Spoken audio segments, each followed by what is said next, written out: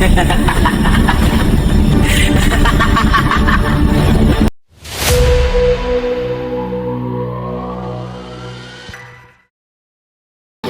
morning air in Amina close always smelled of wood smoke, wet dust, and boiling soup.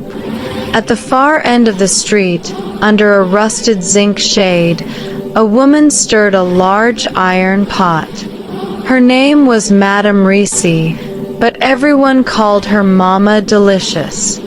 People came from far and near to eat her soup. They said once you tasted it, you would never forget the flavor. Some even claimed her food healed them from sickness and bad luck.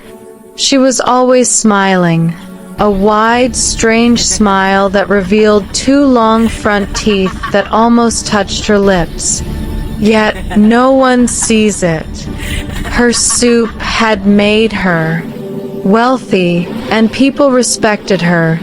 But behind that constant smile, behind the clouds of steam that rose from her pot, something dark was brewing, something far from ordinary. That Monday morning, a new face appeared in her crowd of customers. His name was Bayo, a young banker who had just moved into the neighborhood. He approached her stall with a friendly grin. "Good morning, Ma. I've been hearing about your famous soup. I want to try it today," he said.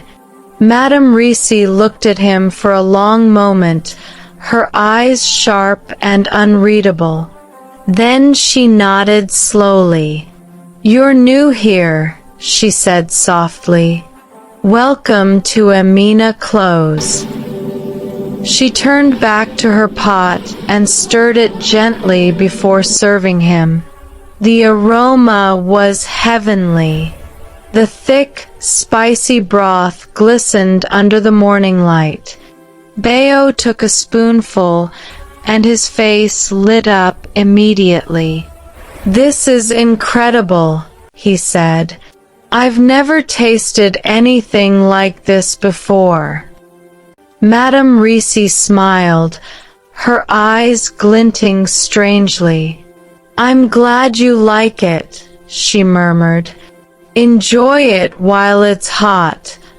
By the next morning, Bayo didn't show up at work. His colleagues called, but he didn't answer. Later that evening, his neighbors noticed a foul smell coming from his apartment. They knocked repeatedly, but there was no reply. When they finally broke down the door, what they saw made everyone step back in shock. Bayo was sitting motionless on the floor, his eyes wide open, his skin pale and dry as if all life had drained out of him.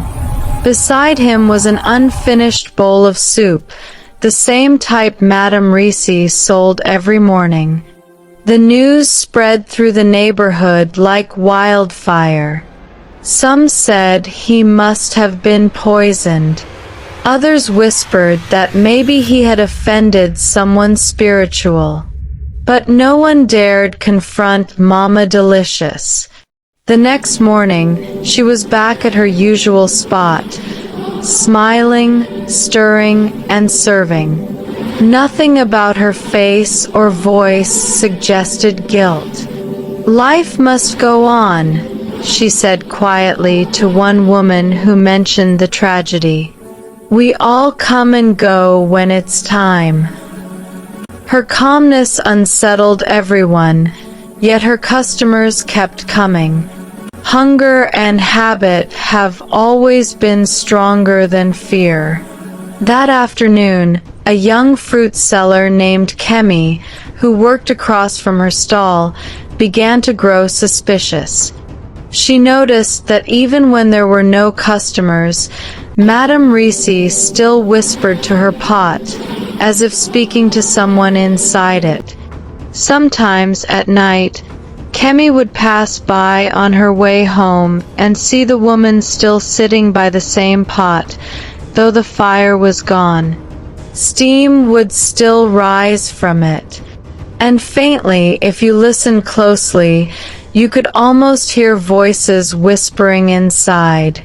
Kemi tried to convince herself it was her imagination. But when another customer, a pregnant woman, fell ill the day after eating Madame Reese's soup, she decided she needed to find out the truth. That night, under the pale glow of the moon, Kemi followed Madame Reese quietly after she closed her stall. The woman walked slowly through a narrow path that led behind the market, her shadow long and crooked under the flickering streetlights. Finally, she reached a small, broken house at the end of a lonely lane, right beside the cemetery. Kemi's heart pounded. She crouched low and peeked through a gap in the cracked wall. Inside, Madame Reese stood before her iron pot again, but there was no fire beneath it. Still, the pot boiled on its own, bubbling thickly as faces began to appear faintly on the surface, faces that looked human. Kemi gasped softly, covering her mouth. Madame Reese suddenly turned, her eyes glowing faint red in the dark. "Who's there?" she said in a low, chilling tone. Kemi froze. The woman's voice deepened. "I know you're watching me." Kemi turned and ran into the darkness, her slippers flying off her feet as she sprinted home without looking back. The next morning, her fruit stall was empty. Her friends said she hadn't come home at all.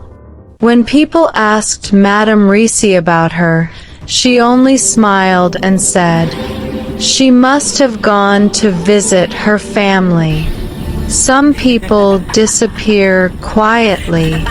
That same day, Madame Reese added a new dish to her menu. She called it vegetable soup. And when customers praised it, she smiled wider than ever and said, "This one tastes even better than before." The sun was merciless that afternoon, casting long shadows over Amina Close. Smoke curled up from Madame Reese's old pot as she stirred quietly, her long wooden spoon gliding through the thick, red soup. Her stall was quieter than usual. Fewer customers now came, whispering behind her back but never daring to speak to her directly. Still, she smiled. "Let them talk," she murmured. "As long as they eat, I'm satisfied." Just then, a shadow fell over her stall. She looked up and saw a man dressed in torn clothes, his sandals worn out, his eyes sunken yet calm. He looked like a beggar, but there was something unsettling about him, something peaceful, almost powerful. "Good afternoon, madam," he greeted softly. His voice was gentle, but it carried weight. One Sunday morning, as she lay on her bed, sweating and trembling, she began to scream uncontrollably. "Bring me water! Bring me help! He's here! The man is here!" But when people ran in, there was no one there. Only her wide, terrified eyes staring into nothing. Her voice cracked as she began to mumble. "He came to buy soup. I sold it to him. He looked poor, but he wasn't." The pain grew sharper, twisting her words into sobs. Then she began to speak, not to anyone in particular, but as if something unseen demanded the truth. "Please forgive me," she cried. "It wasn't ordinary soup. I used my own blood." The room fell silent. "What did you say?" one woman asked, trembling. Madame Reese's lips quivered as tears rolled down her cheeks. "Every month, when my body bled, I used it. I mixed it in the soup. That's why people loved it. It was binding them to me. I didn't mean harm. I only wanted to keep them coming." Gasps filled the room. Some people ran out in fear. Others covered their mouths in shock. The old woman continued to weep, her voice shaking. "But that man, that beggar, he wasn't ordinary. He came for me. I sold to him, and since then, I can't rest." Her body jerked once more, her eyes staring upward as if seeing something no one else could. "Please, take it away. I confess." And with one last cry, her body went still. They buried her behind her stall, the same place she had stirred her pot every day for years. The next morning, people found the pot cracked in two, empty, cold, and dry for the first time. But sometimes, when the evening sun burns red over Amina Close, neighbors say they still smell her soup, faintly sweet, faintly sour, as if the earth itself still remembers her secret. Moral: whatever is done in darkness will someday rise in daylight. No evil remains hidden forever, not even in a bowl of soup.